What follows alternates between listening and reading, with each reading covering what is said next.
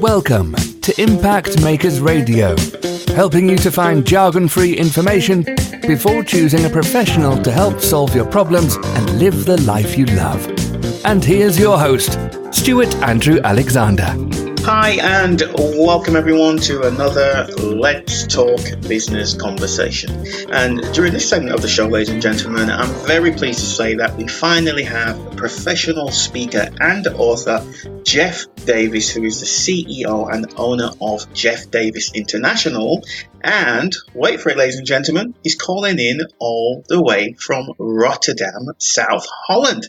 Now, it's great to have international guests on the show. Normally, we only have guests from the US. So I'm really excited to see what Jeff has to share with us today. Jeff works in the coaching industry, and he's going to be talking to us today about authentic leadership. Now, that sounds like a really interesting topic. So if you are one of the many C-suite professionals in the Rotterdam, South Holland area, or anywhere else in the world for that fact, and you're out there seeking easy to understand information to solve your business related problems, then you might just want to take a break, log out of Facebook, Twitter, Instagram, or anything else you happen to be doing which may cause a distraction. And you know something, you might even want to grab a notepad and pen and get ready to take some copious notes as we listen in to what Jeff has to share with us today. So with that said, let's not keep him waiting any longer. Welcome to the show, Jeff. Stewart, it's a pleasure to be here. I'm very excited for our time here today, and I look forward to chatting about authentic leadership. Fantastic. So, Jeff, let's kick things off. It goes without saying that anything you share with us today is obviously not legal advice or legal assistance. It's purely for the purpose of disseminating information. Now, would you care just to spend a moment just to expand on that in your own words so that everybody knows exactly what we're doing today, Jeff? Absolutely. So what we're doing here today is discussing valuable information that can help you if applied. However, it's important to note that I'm not a psychologist, and there are sometimes very complex, nuanced, and difficult situations that require much more serious legal help than what I would be providing here today. Fantastic. Thanks for making that so clear then, Jeff. So tell us a little bit about your company, Jeff Davis International, and the people who you serve and the various types of situations that they find themselves in when they reach out to you for your help. Yeah, so I'm the CEO of Jeff Davis International. I am a best-selling author as well as a professional speaker, and I serve C-suite professionals, often CEOs, that include CFOs, COOs, CMOs, the whole C-suite. And I use the authentic leadership insights to help boost their company and their day-to-day work life to enhance productivity, improve employee morale, and to just get more out of everyone at their organization. These C-suite professionals that I often connect with will find themselves in situations where their employees are sometimes leaving the company, or perhaps on a little less extreme note, they're demoralized, they're not motivated, they're not getting work done. They'll often find their employees in situations where they're speaking negatively about the company, that they're not really getting the most out of their team, and they want to figure out how can they come across in a much more genuine way that will get the most absolute and best productivity done from their employees in a way that best serves the organization. And that's exactly where I can step in to help. So with that said then, Jeff, what are some of the advantages of using authentic leadership for those C-suite professionals out there listening in right now? The biggest advantages that I've found, this is both through direct experience and through the research, through being on the actual day-to-day floor of connecting with these CEOs and these C-suite professionals, is that they have happier employees. So when they use the authentic leadership insights that I share, they get genuinely happier employees. And that's not paying lip service to it, but they get people on their team who start to look forward to the day, who are giving their all, and who are actually doing their work. They also experience a better day-to-day life. So I mentioned an increase in happiness. There's also an increase in just the overall quality of work life, of better relationships, and getting more out of your career and feeling more fulfilled and being able to take that joy back home to your friends and family. And, finally, it's a feeling of fulfillment in your work life. So it's cutting out that negative feeling that you aren't really good enough and that you're not getting enough done, and you're replacing that with fulfillment and a feeling that you're actually making a difference in your organization. Fantastic. So with that said then, Jeff, what do you feel are just one of the biggest myths out there when it comes to authentic leadership? And I say one of them because I understand there's going to be so many. However, we are restricted by time. So please share what you think is the biggest myth out there when it comes to authentic leadership. You're right, Stewart, that there are several myths. I'll share the biggest one that I know of that comes to mind, and that is that authentic leadership is an airy-fairy, kumbaya, feel-good type of philosophy that doesn't apply to reality. And my answer to that, which some people may say, is that the reality is literally 180 degrees from that, the exact opposite. It's as practical and hands-on as it gets, and it has real results when applied. But why then, Jeff? What people probably want to know a little bit more, why is it not that hairy thing, pie in the sky, what people actually believe it to be? The reason why is because it's looking at the reality of the business. So authentic leadership itself is being able to look at the day-to-day reality, what's really happening, and then connecting with your employees in a genuine, vulnerable, and authentic way that puts your employees first, that puts your teammates, your employees before money, power, and ego, and then elicits a much higher level of engagement and therefore productivity from that employee. So it's not about being so motivational that you're filling them with all these beautiful gems and then you just run away off to the mountaintop as if everything's all good. No, it's getting in the mud. It's understanding the reality. It's diving into the day-to-day struggles and then connecting with your employees in a way that makes them feel valued. And when employees feel heard, understood, acknowledged, and valued, that's exactly when you're going to get some incredible output from them. Jeff, we're living in the information age where if one wants to find some information about any particular thing, it's only a few keystrokes away. People can go on Google and do their own research and come up with what they believe to be their own reality is, their own truth. However, I'm sure that within your industry, there are some common misconceptions that you come across on a regular basis while you're out there working with these C-suite professionals. So with that said then, Jeff, let's just address that. Can you share one or two of the most common misconceptions around your industry so that the C-suite professionals who are listening in right now have a better idea of what is the actual reality? Yes. Common misconceptions about my industry, and the biggest ones. One that I'd really like to address is that as both speakers and authors in the industry of professional coaching and professional development, really, is that we're not, in fact, motivating you. People say, oh, you're a motivational speaker, you're a motivational author, it's all about motivation. And what I say in response is, actually, the truth is no one can motivate you to do anything. Only you can do that yourself. And I mean this in actuality. I can show you, whether it be through a book or a speech or a conversation or a coaching session or a training, etc. I can show you the tools that you can use to motivate yourself, to lead yourself.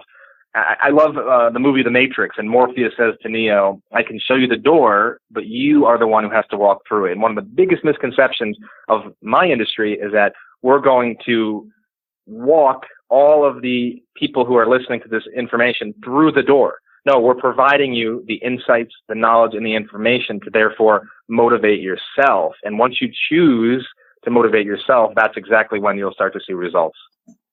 So, Jeff, let's keep those C-suite professionals in mind. When you're out there working with them, Jeff, what are some of their most common fears about authentic leadership? One common fear is that if they're too vulnerable and open, so if they're almost too authentic, they fear that they'll be judged and then therefore lose the interest of their employees. And it's an understandable fear because the business world often will tell us, oh, okay, you can't be open. You have to follow these strict rules. That's also what the society tells us sometimes. But the reality is that when you put this into action, this very powerful practice. It's not just an idea, but it's a mindset. It's a practice of authentic leadership. The opposite happens. Your employees will trust you more. And as I briefly touched on earlier, they will engage with you more as well. So that vulnerability and that authenticity, while it can seem a little bit fearful at first, will lead to higher engagement from your employees. So if they have this fear about appearing authentic, you essentially just introduce the elephant into the room. So let's just lead him by the trunk. Let's walk him out of the room and address that. How can they actually get past those fears? What should they do then, Jeff? To get past that fear, it's good that you've identified it. It's good that you have awareness of that fear. So I'd like to definitely give you credit for being aware of that. Is to start small. A great way to face that fear is to start small. And when I say start small, I mean really put it into action with a one-on-one conversation. This could be a fellow coworker, maybe it's someone you know from a different company, maybe it's even maybe you even want to start with your good friend, and then from your friend you can then move it into the professional room. But start small. That one-on-one conversation, maybe it's at lunch, perhaps it's at the coffee table, or another way to start small is also with a small group of people. It could be fellow leaders, or it doesn't have to be fellow leaders. It could be a small group of anyone at your company that you feel comfortable sharing with, and you can use those small wins to move forward. The goal of authenticity is not to throw up and share every last personal detail of your life, but it is instead a way to be open about your challenges in a way that inspires your employees. It's a transformational leadership style that allows you to genuinely connect with your employees. So you want to be smart about when you choose to be vulnerable, but when you do it, you can start small, and then those small wins can build up to bigger wins. Fantastic. So, Jeff, again, speaking to those C-suite professionals out there, they've heard of professional speakers like yourself and authors and so many great consultants out there. However, what would be some of the perceived obstacles that these C-suite professionals may have, which may be preventing them from seeking the help of a professional speaker like yourself?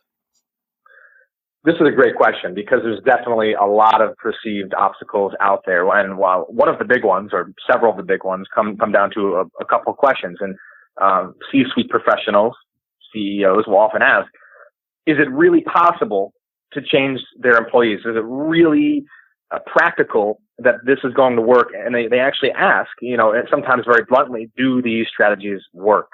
And the answer is yes. And of course, there's always going to be some people who may not buy into it. So you can't win every single person, and you can't help someone who chooses to not help themselves. However, and it's a big however, there are a lot of people who will resonate with the authenticity, and it will help the majority of your employees.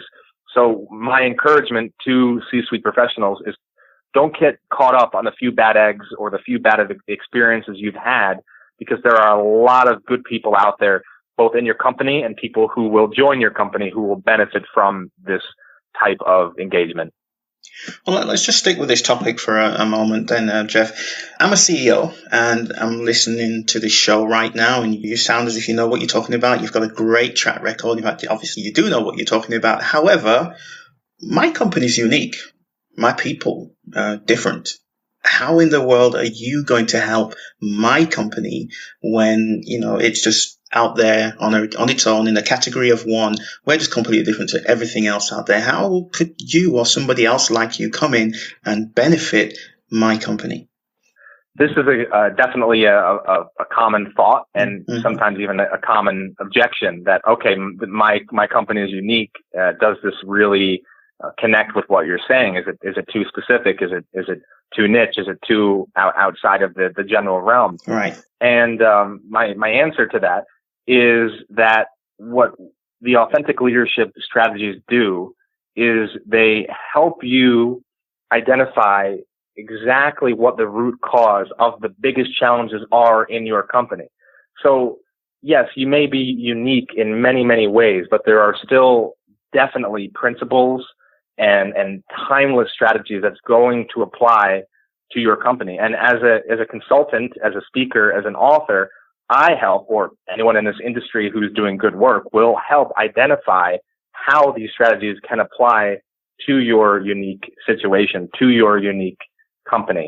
It's fantastic that you do have a unique company. And of course, in the business world, there can sometimes be a lot of gossip and negativity. So there's a lot of hurdles. There's a lot of challenges. But the beauty of authentic leadership is that because it's so timeless, it can be applied to your unique situation once you bring in that speaker or that consultant or however you are engaging with the help. Fantastic. So, Jeff, and obviously keeping your clients' confidentiality in mind, could you please just share an example of how you've been able to help a CEO or individuals or a company to succeed in getting the results that they wanted when they initially reached out to you for your help? Would love to share a very recent example. This is practical. This is hands-on, and of course, keeping the confidentiality in mind, I'll share the situation. So I wrapped up a keynote speech that I gave to a dynamic and fast-growing technology firm in Holland. The company is based in Rotterdam. And after the speech, a customer service manager came up to me and she said that she liked the talk and she resonated with it, but she had some specific challenges or issues. And she heard me say in the speech that it's very important to empower your employees and put your employees first. And she said with customer service, there's some strict rules around what times you have to be in. And I can understand that at customer service, you need to have people at your company are responding, and that's very important. So what we did to solve that unique, again, that was definitely a challenge that she had that was unique to her specific area of work, which is customer service, but also her specific company had some very interesting things. So we discussed and we dialogued using some of the strategies from the speech and then taking it a deep dive is that there are other ways to empower people in the customer service department. Maybe you aren't able to empower them as much with their schedule, but you can empower them with giving them freedom to make decisions, giving them freedom to have certain understandings with the customer, and then empowering them to follow through. So reducing some of that red tape. We also talked about giving these employees in the customer service department more acknowledgement of their work and how to make them feel more valued and more understood. And we even discussed ways perhaps that they can do their job, but not always having to be in the office. How can they also do their job remotely? How are there other ways for them to do it? I mean, customer service, if you call Google, I've experienced this myself. Google has employees who are working remote, but they're in the customer service business and role. So I think there are very much ways to be creative and to be unique and to apply that authentic leadership to a specific situation that will come across a solution. As a reminder, ladies and gentlemen, my guest today is professional speaker and author Jeff Davis, and his topic today is authentic leadership. Now, with that in mind, Jeff, and for those CEOs who are listening in right now, what are some of the unknown pitfalls or even common mistakes that they need to be aware of, no matter what kind of situation they currently find themselves in? There are definitely some common mistakes or pitfalls to be aware of. And one big one is that some people will actually use the idea of authenticity as a way to be overly blunt and sometimes downright mean or rude. And there's a huge difference between being authentic and being disrespectful. You can be yourself, you can be honest, you can be real and transparent, but you also want to keep people's best interests in mind. You're caring for them genuinely. You're putting them before the money, the power, the ego. So to do that, you have to remember, and this is where we can get practical, when you're giving constructive feedback to an employee or to a teammate or to someone you're working with, don't only focus on the bad things. Also mix in praise. I actually have a general rule of thumb: for every one piece of negative or constructive feedback you give, mix in 2 pieces of constructive praise or encouragement or acknowledgement of their good work. So I see a lot of authentic leaders say, okay, I'm going to be authentic. And then sometimes they actually take it too far and they then become a little bit mean, and they share so much, so bluntly that the employee actually becomes demotivated. So I would just say be very aware that being authentic does not give you permission to be disrespectful. You have to still treat other people as fellow human beings. We're all part of the human race. We all deserve respect.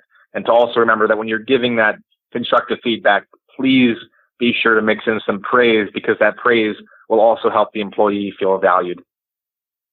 So, Jeff, when you think about all the clients who you've helped to achieve the transformation that they were looking for when they initially reached out to you, so when you think back throughout your whole career, on a deep down personal level, Jeff, what does that give you, and how does that actually make you feel?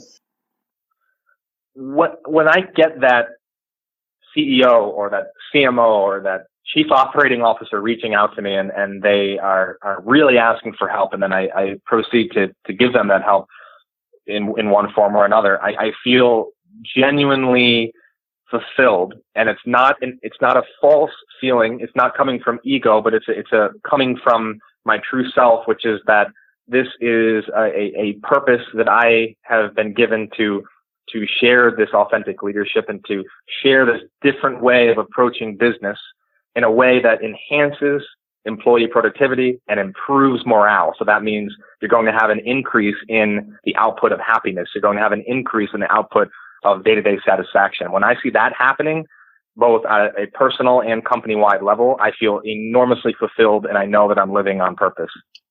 So, Jeff, it's never a straight path to where one finds himself today. It's always a winding, meandering path, and you just don't wake up one morning and decide that you're going to be a professional speaker and author. So, with that said, then, Jeff, what was it that inspired you, or even led you, to become the professional speaker and author that you are today?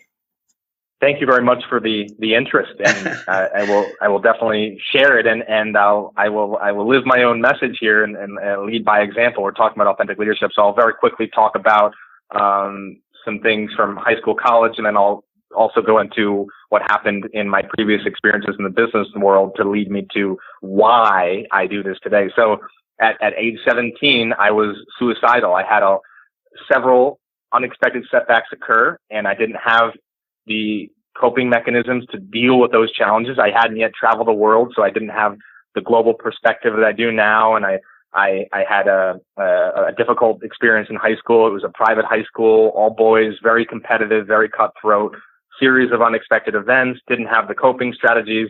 And although looking back on it, it can be like, wow, how could a kid who had his whole life in front of him feel that way? But at 17, I was suicidal. I picked myself up from that. In college, I had a little bit better experience from high school, but it was still brutal. I actually got severely bullied by a member of my college baseball team. And I'm saying severely because it wasn't like once in a while, and it wasn't for a set period of time. It was for my entire college career. It was nonstop. And at that point in time, I still did not know how to stand up for myself. No one taught me, and I didn't know how. So I let him walk over me, and it actually turned into physical abuse. So in retrospect, I probably could have called the police. So this is very intense here. This is not like a make fun of me in the lunchroom or throw something at my head. I mean, this is like borderline illegal. So those experiences are the backbone of why I care so much about others. And then to finish this backstory, in the quote real world, there is no such thing as the real world, but I'm using that term here. In the real world, I had a series of experiences at several companies where I saw leaders who refused to empower their employees, leaders who refused to grow, leaders who refused to care, and they didn't do anything to better themselves. They didn't do anything to help their employees. And I thought to myself, this is not right. Leaders should not be trying to sabotage the people that work for them. Leaders should be actually supporting and serving and helping the people who work for them. So having all those experiences combined led me to where I am today, where now I really am very much caring and I'm inspired to share this information with as many people as I possibly can. Oh, it's such a great backstory then, Jeff. Could you please just go ahead and share a lesson that you learned early on that still influences how you do business today, please? A huge lesson I learned from those experiences that works in my business today is that your self-worth does not depend on external circumstances. And this is so important because in business, there's so many ups and downs. It's a roller coaster. It's good days, it's bad days. It's pros, it's cons. And there's, of course, the world we see on Instagram where everything's perfect. And then there's real life where life can sometimes be brutal and challenging. And knowing that as as an entrepreneur, as an employee, as a person, as a human being, that your self-worth is separate from what you're experiencing, that can really help you more effectively deal with some of those downs that happen in the roller coaster ride of your life and of business. And when you can detach your self-worth from the outside world, that's exactly when you can step into your own as a human being and as a person. So as I'm listening in to this conversation then, Jeff, as a C-suite professional, what should I be asking myself while I'm contemplating this whole topic of authentic leadership? One thing that would be very good to ask yourself is, do you desire more out of your team? Are you feeling fully satisfied at the end of every day? And really ask yourself this, really take a deep dive into your own psyche. Is there more you can get from your team? And I don't mean wringing them dry and making them feel overwhelmed, but I mean, is there more engagement that you can get from them? Is there more productivity you can get from them in a way where they're maybe prioritizing better? Really look at your day-to-day and think, is there a way for things to be improved? Because if you think that the answer is yes, there's definitely a way that can happen. And those are some really good questions to ask yourself. Okay then, Jeff. So before we close out with our last question for today, what's the most important thing that myself should consider when evaluating a professional speaker like yourself? The most important thing is to really look at their content. And what do I mean by this?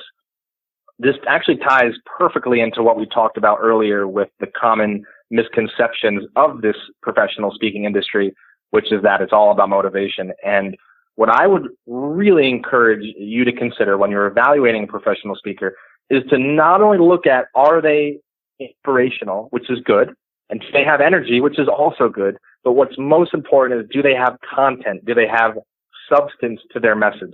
Look at that substance. Look at what they're actually sharing, what they're actually teaching, what they're actually training. And if they have content, then you know they're the real deal. But if you see that they're super inspirational, but you don't know that they have substance, that's something to look into further. So really understand, do they have good content? Because with authentic leadership and with professional speaking in general, it's about practical insights and results and improvement.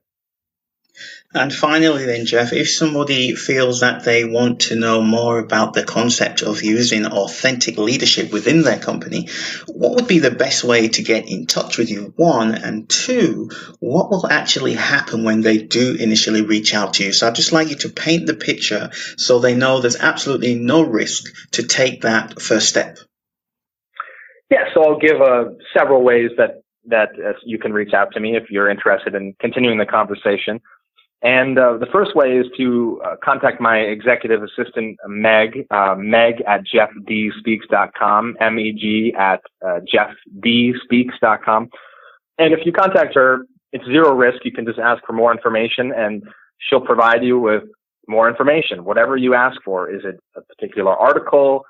Is it learning more about this topic in general? Do you want a particular PDF copy of a book? And my business is not about money. It's about helping others. And I mean that from the sincerest part of who I am.